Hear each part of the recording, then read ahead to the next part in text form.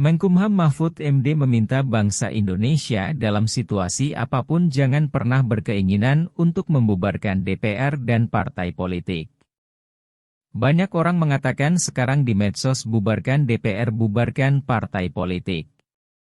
Saudara, itu adalah pilihan yang jelek. Saya ingin tegaskan daripada tidak ada DPR, daripada tidak ada parpol lebih baik kita hidup bernegara ini mempunyai DPR dan mempunyai parpol walaupun jelek, kata Mahfud MD saat menyampaikan ceramah di Masjid Universitas Gadjah Mada Yogyakarta Minggu 2 April malam. Mahfud menjelaskan bahwa di berbagai negara yang menerapkan sistem monarki justru potensi kesewenang-wenangannya besar dan masyarakatnya tidak dapat mengontrol. Ia mencontohkan pada masa Khilafah Islamiyah yang menerapkan sistem monarki, pelanggaran dan kesewenang-wenangan terbukti banyak terjadi. Bahkan pembunuhan terhadap para ulama juga tidak terelakkan hanya dipicu perbedaan pandangan politik dan khalifah.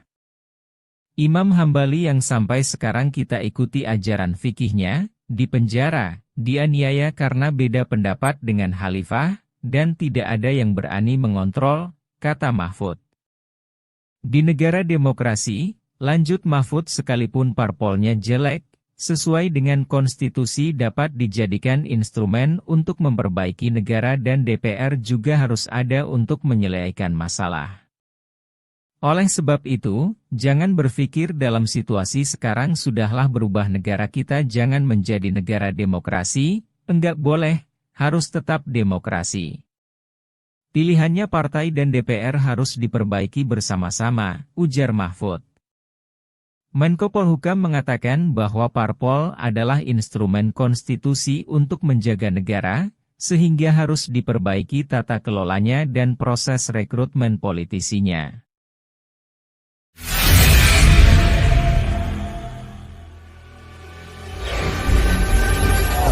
Bung Karno tidak salah kalau dibiarin kayak gini, tidak dilawan, tidak ditreatment dengan tegas, negara ini bisa hancur, saudara. Kalau zaman Bung Karno dulu kehancurannya mungkin pertentangan ideologi, sekarang bisa karena persoalan korupsi dan ketidakadilan. Zaman Bung Karno itu undang-undang, wah hebat loh, banyak lahir. Setiap ada aspirasi yang rakyat, undang-undang itu dibuat undang-undang. Zaman Pak Harto juga lumayan. Nah sekarang ini undang-undang penting, nggak bisa lahir. Parpolnya nolak, DPR-nya nolak. Ketika ditanya, DPR kok nolak? Dan kan bagus, bos.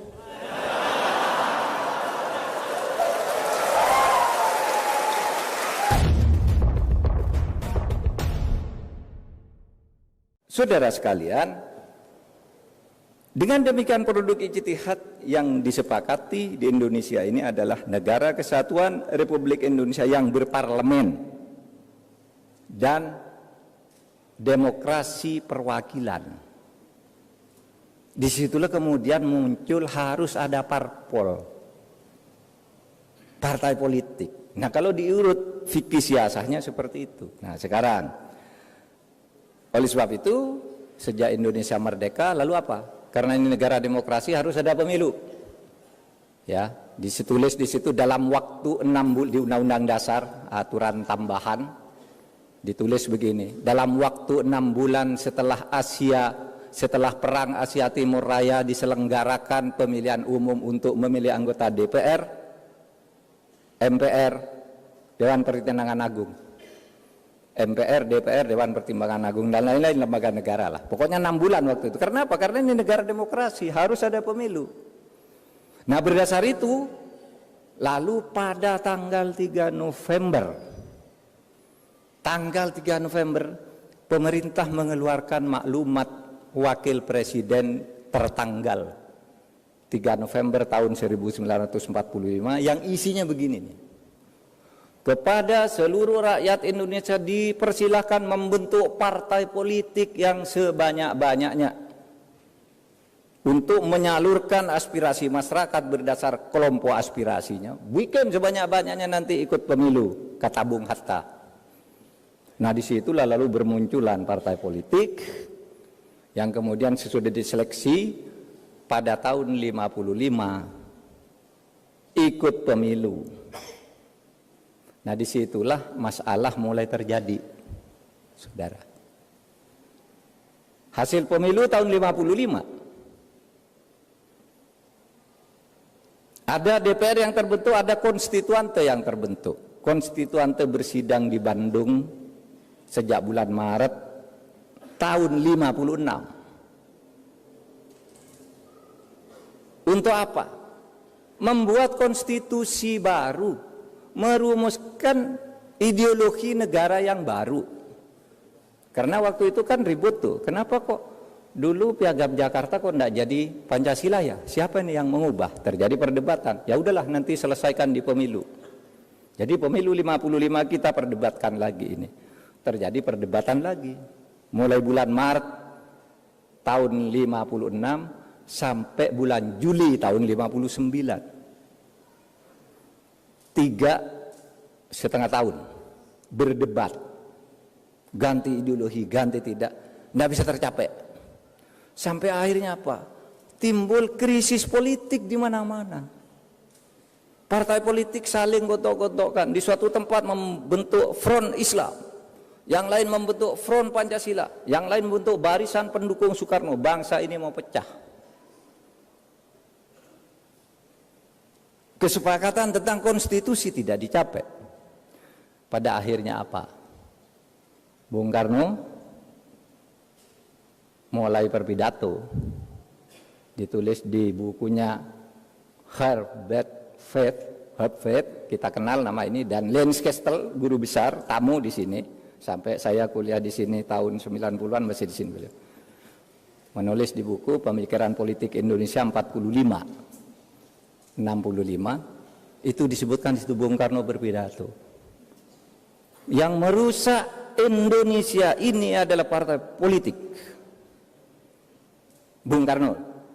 Yang merusak Indonesia ini adalah maklumat Wakil Presiden 3 November tahun 45 yang menyuruh membentuk partai politik sehingga negara kacau kayak gini. Oleh sebab itu kemudian Presiden mengeluarkan dekret Presiden untuk menyelamatkan Indonesia, menghentikan kontroversi soal Piagam Jakarta dan Pancasila dan sebagainya. Maka Bung Karno menyatakan membubarkan konstituante, membentuk MPRS, DPRS dan DPAS, dan kembali ke Undang-Undang Dasar 1945. Nah di situ timbul kontroversi sudah mulai terhadap partai politik ini. Saudara, waktu itu kita agak marah kali ya. Waktu membaca sejarah itu, kok begitu ya Bung Karno ini? Partai politik hasil pemilu dibubarkan. Yang berhak memberlakukan undang-undang dasar bukan presiden, itu seharusnya konstituante. Lalu ditulis di sejarah ketatanegaraan kita, Bung Karno melanggar konstitusi sehingga dijatuhkan pada tahun 66. Tapi saudara, kalau saudara lihat kehidupan partai politik sekarang ini, rasanya Bung Karno benar. Partai politik suka ngaco itu. Ya kan itu yang dilakukan oleh Bung Karno. Loh, kalau enggak negaranya pecah. Dulu kita maki-maki Bung Karno setiap penataan P4, demokrasi terpimpin ini salah. Lalu sesudah saya jadi menteri ini tahu, oh iya ya, Bung Karno ini enggak salah kalau dibiarin kayak gini, enggak dilawan, enggak ditreatment dengan tegas, negaranya bisa hancur, saudara. Kalau zaman Bung Karno dulu kehancurannya mungkin pertentangan ideologi, sekarang bisa karena persoalan korupsi dan ketidakadilan. Nah itulah sebabnya saya katakan, saudara sekalian, jadi kita ini, saudara sekalian, mempunyai negara demokrasi di mana partai politik itu melupakan salah satu instrumen penting. Itulah sebabnya zaman Pak Harto itu partai politik yang zaman Bung Karno yang ikut banyak sekali sampai perorangan ikut ini ikut. Zaman Pak Harto dijadikan 10 aja yang boleh ikut. Pemilu pertama tahun 71, saudara yang sudah ada di tahun 71 ingat ada 10 partai politik.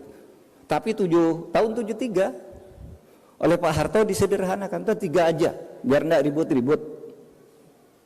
Ternyata lalu kemudian 3 partai ini dikooptasi oleh kekuatan politik Orde Baru, sehingga di situ terjadi KKN, korupsi, kolusi, dan nepotisme yang akumulatif. Apa akhirnya? Pak Harto dijatuhkan juga, tidak ikut ketentuan Undang-Undang Dasar. Demokrasi zaman Pak Harto itu demokrasi formal berjalan, setiap 5 tahun ada pemilu. Pemilunya ya direkayasa, tidak pakai survei, saudara, udah pemenangnya udah tahu. Ya. Kalau sekarang ini kan asik nih, asik saudara, jangan salahkan situasi sekarang ini survei. Besok yang akan menang Anies, besok yang akan menang Ganjar, besok yang akan menang Prabowo. Tidak apa-apa, survei dulu tidak boleh. Besok yang akan menang harus Pak Harto, harus Golkar kalau dulu. Udah diatur semua partainya, makanya dulu ada ABG, ABRI, birokrasi Golkar. Itu yang menentukan pemenang. Saya kemarin cerita di PDIP, begini saya bilang, itu ada kejadian lucu tuh.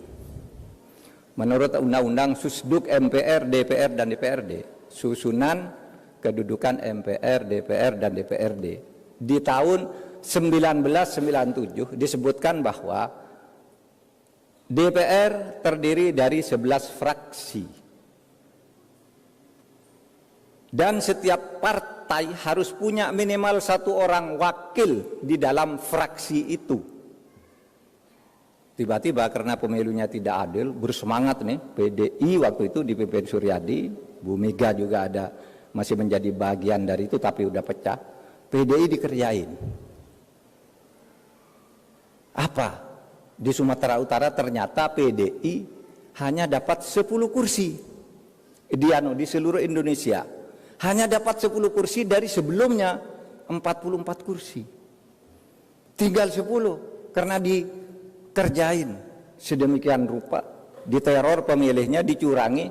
Akhirnya apa? Sesudah pemilu diumumkan kaget, loh. Ini kalau kursinya hanya 10 bertentangan dengan Undang-Undang Susduk. Kan katanya setiap komisi harus ada 1 wakil. Nih PDI hanya 10, terus siapa nih wakil satunya? Saudara tidak pakai pemilu ulang, tiba-tiba diumumkan oleh Gubernur Sumatera Utara Kaharudin Nasution. Di Sumatera terjadi kesalahan perhitungan sehingga PDI menjadi tambah 1 kursi, genap 11 sekarang. Tidak pakai pengadilan tuh langsung dapat kursi. Karena apa? Semuanya sudah direkayasa. Saudara pasti masih ingat tuh. Baca media hasil pemilu tahun 97, pemilu terakhir Orde Baru.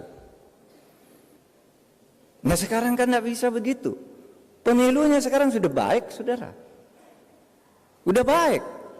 Masih curang? Ya masih curang, tapi yang curang sekarang bukan pemerintah. Yang curang itu partai-partai sendiri. Golkar mencurangi PAN, PAN mencurangi Golkar di tempat lain, sehingga saling gugat. Nggak ada pemerintah. Loh, KPU nggak beres. KPU itu bukan pemerintah, KPU itu yang membentuk DPR. Hasil partai pemilihan orang-orangnya partai politik semua yang memilih. Ini pemilu yang sekarang. Tetapi saudara, dari liberalisasi politik yang seperti itu, kemudian lahir apa? Ya. Yang lahir adalah politik transaksional, politik biaya tinggi, sehingga sekarang orang karena pemerintah tidak ikut ngawasi, bisa beli ke KPU di tingkat bawah. Di suatu tempat di Jawa Timur beli ke bupati itu yang ngatur lurah semua, lurah itu yang kemudian ngatur suara untuk setiap orang, bukan hanya untuk setiap partai, untuk setiap orang. Sehingga misalnya orang Papua bisa aja kalau kenal dengan lurah itu menjadi wakil dari Jawa Timur. Karena suaranya bisa diatur. Sekarang. Nah, ini pilihan politik kita ini sudah benar apa tidak? Ini persoalannya. Kalau mau pembongkaran partai politik, gimana nih cara membongkarnya? Apa ngubah sistem pemilunya? Atau apa? Sehingga sekarang ini, saya kemarin bicara kok susah ya mengajukan aspirasi-aspirasi yang baik bagi pembangunan hukum, tetapi selalu gagal di DPR.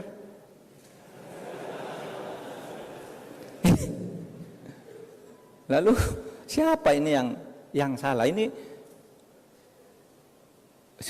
zaman Bung Karno tuh undang-undang, wah hebat loh, banyak lahir. Setiap ada aspirasi yang rakyat, undang-undang itu dibuat undang-undang. Zaman Pak Harto juga lumayan.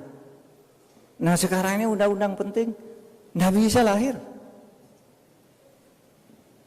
Parpolnya nolak, DPR-nya nolak. Ketika ditanya, DPR kok nolak? Dan ini kan bagus, bos.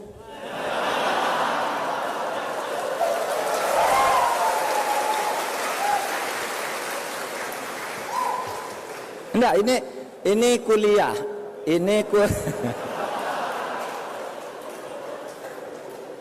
kuliah fikih politik, fikih siasah ini, saudara. Nah, oleh sebab itu, bagaimana ya kita ini sekarang memperbaiki? Sehingga kalau saya rangkum yang tadi itu, pertama, di zaman demokrasi liberal dulu banyak parpol berkelahi, hampir membuat negara pecah. Bung Karno mengeluarkan dekret yang sudah direnung-renungkan sekarang, ternyata Bung Karno itu ada benarnya. Kalau enggak, waktu Bung Karno itu kan integrator, saudara. Kalau melihat tuh bangsa mau pecah, ambil dia tindakan dengan risiko apapun, ambil. Tapi lu dianggap salah, menimbulkan apa? Oh ini konstitusi tidak jalan, sehingga terjadi perdebatan di Orde Baru. Kita ini mau membangun stabilitas atau demokrasi. Kalau demokrasi seperti zaman Bung Karno tidak stabil. Kalau stabilitas dibangun, ekonomi tumbuh. Lalu dikatakan untuk sementara milih pertumbuhan ekonomi, demokrasi dikecilkan dulu. Itu resmi keputusan Seminar Angkatan Darat di Bandung tahun 1966. Saudara. Nah, itu masalahnya. Kemudian di era Orde Baru disederhanakan agar partai tidak terlalu banyak instruksi. Modal asing susah masuk, kalau tidak ada stabilitas, maka zaman Orde Baru hebat tuh, tumbuh ekonomi rata-rata setahun 7%. Tetapi karena demokrasinya tidak ditumbuhkan, kekuatan rakyat tidak dibangun, ketika terjadi krisis moneter, jatuh. Jatuh paling cepat dan sembuh paling lama. Negara lain juga kena tuh krisis moneter. Tetapi mereka setahun, 2 tahun udah pulih. Indonesia sampai bertahun-tahun tidak pulih dari krisis moneter waktu itu. Karena apa? Demokrasinya tidak dibangun katanya karena ingin pertumbuhan. Nah sekarang kita lalu melakukan reformasi, buka lagi demokrasi.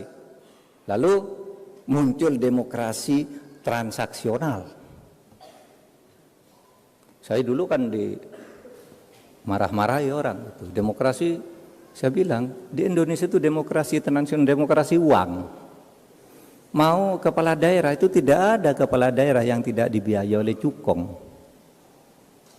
Sebagus apapun ada yang biayai. Ya, enggak semuanya Pak, ya betul. Berapa? 84% kata KPK. KPK itu menyatakan resmi, hasil temuan KPK 84% kepala daerah di Indonesia dipilih melalui cukong.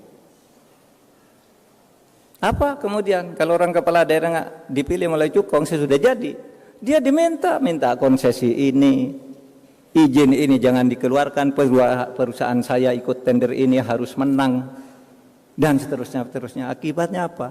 Banyak pertambangan liar, banyak IUP ganda. IUP itu izin usaha perusahaan, penambangan. Ganda, sudah diberikan ke saya, diberikan lagi ke orang lain, ribut. Maka kemarin sangat mengagetkan. Sangat mengagetkan ketika indeks persepsi korupsi kita turun anjlok. Itu Pak Jokowi udah membangun dengan baik, naik terus. Sejak ini sampai mencapai 38, tiba-tiba anjlok ke 34. Kaget kan? Waktu peringatan 1 abad NU di Sidoarjo itu, saya sebenarnya punya tugas melepas lomba gerak jalan warga Nahdien. Tapi Pak Jokowi ngajak pulang ke Jakarta, ikut satu pesawat. Saya tidak jadi ikut acara NU lanjutannya, bicara tentang indeks persepsi korupsi. Apa yang terjadi? Saya bilang, Pak, masalahnya ada di berbagai sektor. Dari mana Pak Mahfud tahu?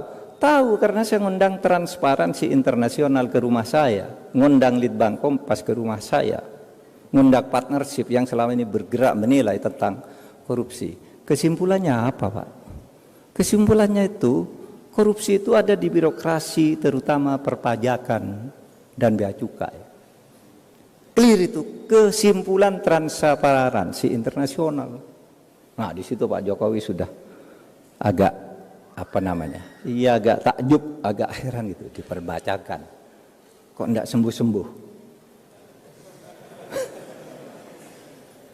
Nah, kemudian ada di mana? Korupsi itu ada di DPR.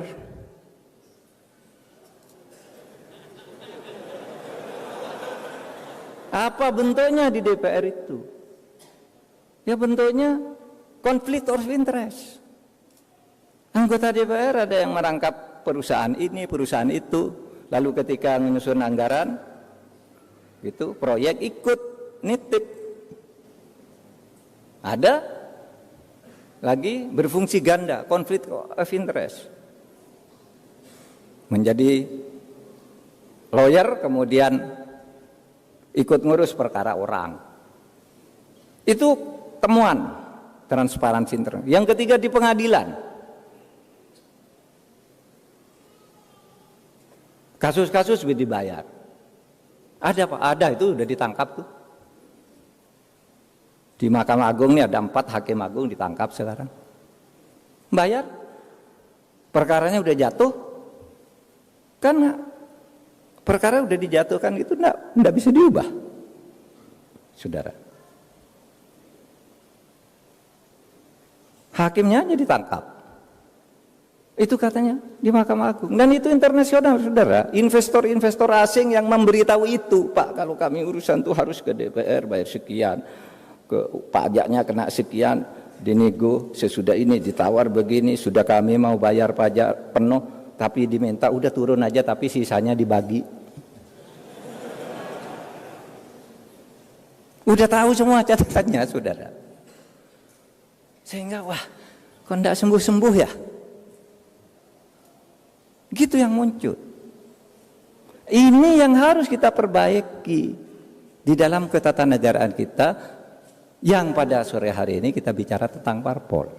Ya. Nah, saudara sekalian, kalau kita teliti lebih lanjut, reformasi di awal periodenya, periode era reformasi, itu kan kehidupan partai politik itu bagus banget. Pemilu terbaik sesudah Orde Baru adalah pemilu era reformasi pertama tahun 99, di mana PDIP menang mutlak dibandingkan yang lain lah, 36%. Yang lain dibagi ke sekian banyak partai, tapi 36% diambil PDI sendiri. Karena demokrasinya waktu itu bebas. PDI banyak pendukungnya, menang. PDIP dipimpin Bu Megawati menang. Dan saudara coba lihat, pemilu yang baik, hasil pemilu tahun 99 sampai 2004. Tidak ada korupsi. Bagus, DPR-nya bagus, produknya bagus-bagus, lahir undang-undang KPK, undang-undang MK, undang-undang Komisi Yudisial. Korupsi tidak ada. Saya pernah jadi Menteri Pertahanan, tidak ada kasus korupsi saat itu. Zaman Habibie tidak ada korupsi baru, takut semua. Jangan Mbak Mega juga korupsi, tidak ada. Mungkin ada persoalan penjualan aset yang apa? Ya itu kan bukan korupsi, bisnis. Tapi korupsi yang bersungguh-sungguh kemudian muncul sesudah tahun 2004 dan seterusnya. Di situ mulai timbul politik uang. Saudara. Jadi apa? Terjadi pergeseran-pergeseran.